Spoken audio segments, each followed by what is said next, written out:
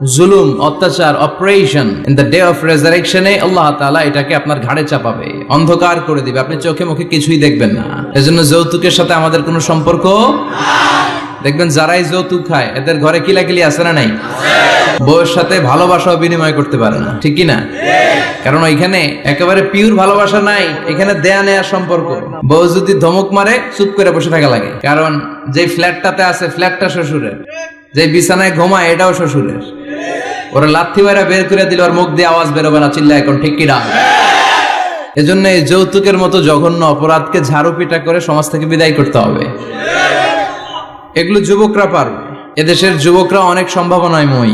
এদেশের যুবকদের মধ্যে আছে প্রাণ ঢালা উচ্ছ্বাস, শক্তি। যুবকদের দেহের রক্ত গরম না? এই গরম রক্তগুলারে ইসলামের কল্যাণে কাজে লাগাতে হবে।